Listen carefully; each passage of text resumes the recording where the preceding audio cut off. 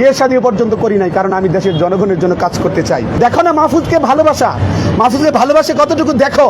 এরকম তেগিনা তাদের সব জেলায় ভালোবাসতেছে। আমার দল আজকে কি দিল আমাকে? আমার দল আজকে স্বৈরাচারী ভাবে, স্বেচ্ছাচারী ভাবে যাকে মন চাইলো তাকে ঘোষণা করল। এই যে গণ অধিকার পরিষদের 36 জনের নাম ঘোষণা করা হয়েছে, এই নাম ঘোষণা আমরা বাংলাদেশের বৈষম্যকে নিরসন করার জন্য আমরা গণ অধিকার পরিষদ গঠন করেছি। এই গণ অধিকার পরিষদ আবারও আমি যারা আজকে হোল্ডার রয়েছেন তাদের বলতে চাই, গণ অধিকার পরিষদ কি একটি রাজনৈতিক দল। সেই রাজনৈতিক দলের যে একটা শৃঙ্খলা, একটি সিস্টেমেটিক ওয়ে, একটি গঠনতান্ত্রিক নিয়মের মাধ্যমে দল পরিচালিত হবে। এই দল তো আমার না, এই দল তো একক ব্যক্তির না, এই দল হচ্ছে তৃণমূলের নেতৃবৃন্দ, যেই সদস্য গতকালকে যোগদান করেছে তারও।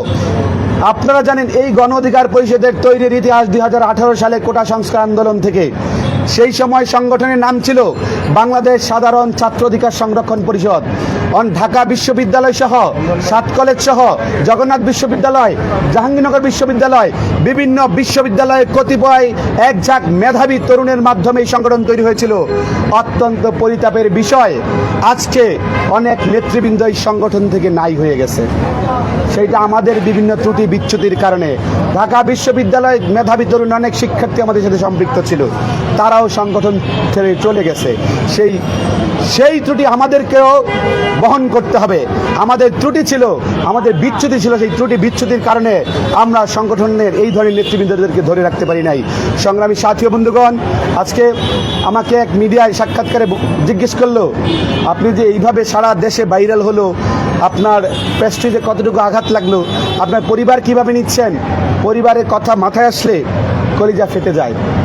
এই গণ অধিকার পরিষদ, এই গণ অধিকার পরিষদ আজকে 7টি বছর যাবৎ কলুর বলদের মতো পরিশ্রম করে যাচ্ছি।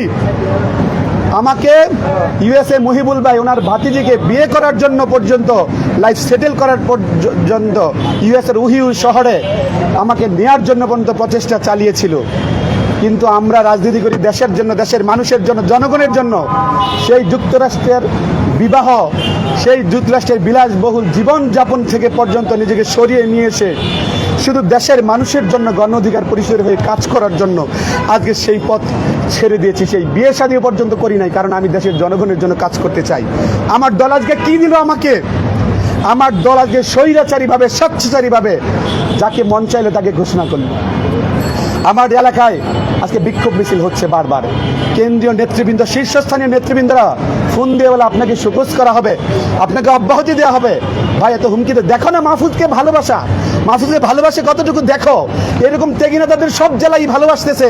আমরা কেন্দ্র তাদেরকে নির্বাচন করতে পারি নাই, তাদের মুখের কথা বলার সুযোগটুকু তাদেরকে আমরা দেই নাই, তাদের নিয়ে আলোচনা করি নাই। সেই ব্যর্থতা গণ অধিকার পরিষদের, আমাদের, তৃণমূলের নয়, তেগি নেতৃবৃন্দর নয়। আজকে আরও দুঃখের সাথে বলতে হয়, আমার মা গতকালকে ফোন দিয়েছিল। বিভিন্নুল হক নুরা আমার মাকেও চিনেন, রাশেদ খানরা চিনেন, সবাই চিনেন। আমার বোনেরা ফোন দিয়েছে, আমার চাচা ফোন দিয়েছে যে বাবা সারাদিন টেলিভিশনে কে দেখি, তোমারে বলছি তুমি ঢাকা বিশ্ববিদ্যালয়ের উজ্জ্বল ক্যারিয়ার শেষ কইরা 11টা মামলা মাথায় নিয়ে ঘুরতেছ। বাবা বলছে তোমার রাজনীতি করতে হইব না, তুমি বাড়িতে চলে আসো, দেখলে ভিক্ষা করে খাইবা, আমাদের ওই চান্দা ফান্দা করে খাইতে হইব না, রাজনীতি করে খাইতে হইব না, তোমার রাজনীতি ছাইরা দাও, এই রাজনীতি তোমার মূল্যায়ন করবো না, এই রাজনীতি ত্যাগীদের মূল্যায়ন করবে না, বাবা তুমি চলে আসো। আমি থমকে দাঁড়ালাম, আমি কি বলবো? আমার পরিবারকে আমি কি জবাব দিব? আমার কলিজাটা ফেটে যাচ্ছে। আমাকে বলল, আমার বলার কোনো কিছুই রইল না। আজকে দুঃখের সাথে বলতে হয়, আমি গাজীপুর ক্যান্টনমেন্ট কলেজের স্টুডেন্ট, ঢাকা বিশ্ববিদ্যালয়ে পড়াশোনা করেছি। আজকে বন্ধু বান্ধবদের কাছে আমি হাই প্রতিপন্ন। বলল, তোকে বলেছিলাম এই দলে তুই সঠিক ন্যায্য বিচার পাবি না। অত্যন্ত দুঃখের সাথে বলতে হয়, আজকে যখন মনোনয়ন তারা তাদের মন গড়াভাবে ঘোষণা করলো, আমি আমার পরিবারের কাছে হাই প্রতিপন্ন হয়েছি, আমি সমাজের কাছে হয়েছি, আমি রাষ্ট্রের কাছে হয়েছি, আমার মা বাবার কাছে হয়েছি, আমার ভাই বোনদের কাছে হয়েছি। আমার শিক্ষক গাজীপুর ক্যান্টনমেন্ট কলেজের গতকালকে ফোন দিয়ে বলেছিল, কই তুমি তো তোমার দল নিয়ে অনেক গর্ব করেছো। আমি বলেছি, ম্যাডাম আমার দলের ভুল হতে পারে, এরা মানুষ, আমাদেরও ভুল হতে পারে, সুতরাং যে কোনো সময় যে কোনো কিছু হতে পারে। বলো ঠিক আছে, কিন্তু তোমার ত্যাগ তো সারা জাতি দেখছে, তুমি তো এত নির্যাতন হইলা, এত মামলা খাইলা, হামলা খাইলা, তাহলে কেন এই ধরনের অবস্থা? আমার মা কালকে কতক্ষণ কান্নাকাটি করেছে। যে এই ধরনের ঘটনা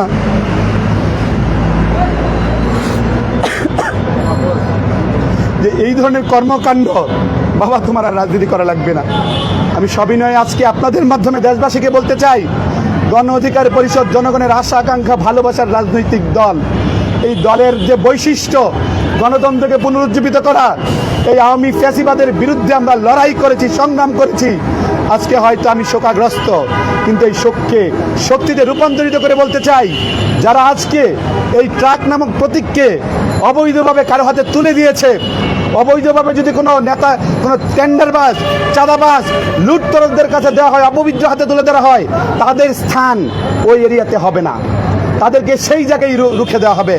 আর আজকে অত্যন্ত দুঃখের সাথে বলতে হয়, আজকে 48 ঘন্টা চলতেছে, 48 ঘন্টার উপরে হয়ে গেছে 2 দিন। সারা দেশের মানুষ জানে মাহফুজের শ্রম ঘামের উপর আজকে রাশেদ খানদের মতো নেতৃত্ব তৈরি হয়েছে। সারা জীবন ত্যাগই করে গেলাম, এখনো পর্যন্ত আমার দল একটা বৈঠকের আয়োজন করতে পারলো না। সারা দেশবাসী জানে না কি করেছি, একটা বৈঠকের আয়োজন করতে পারে না, একটি সমাধানের রাস্তায় আসতে পারেনি। আমার দলের প্রতি আমি সবিনয় অনুরোধ জানাই, গণ অধিকার পরিষদের সংগ্রামী সভাপতি বিপিন নুরুল হক নূর এবং আমার শ্রদ্ধাভাজন ভাই সম্মানিত সাধারণ সম্পাদক রাশেদ খান, আপনাদের প্রতি আমার আস্থা রয়েছে।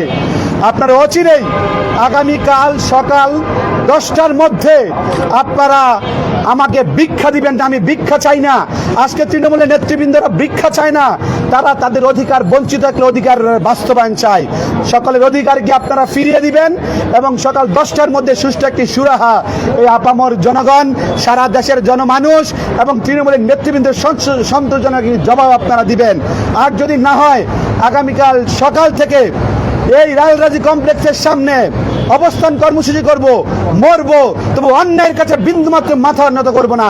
আর গণ অধিকার পরিষদ তৈরি করেছি, কাউকে ইজারা দেই নাই, এই দলের মধ্যে আইসা উড়ে এসে দূরে বসি নাই।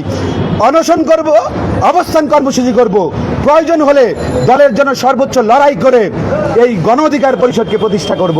আমি সবিনয় অনুরোধ জানাতে চাই, অচিরেই আগামীকাল সকাল 10 ঘটিকার পূর্বেই আপনাদের শুভবোধের উদয় হবে এবং গণ অধিকার পরিষদের পথকে আরো সুগম করতে, ত্যাগী নেতাদের মূল্যায়ন করতে এবং গুণী মানুষের জন্ম নিতে, গুণী মানুষ তৈরি করতে আপনারা সহযোগিতা করবেন, সেই দাবি জানিয়ে আমি আমার আজকের বক্তব্যটি শেষ করছি। ধন্যবাদ সবাইকে।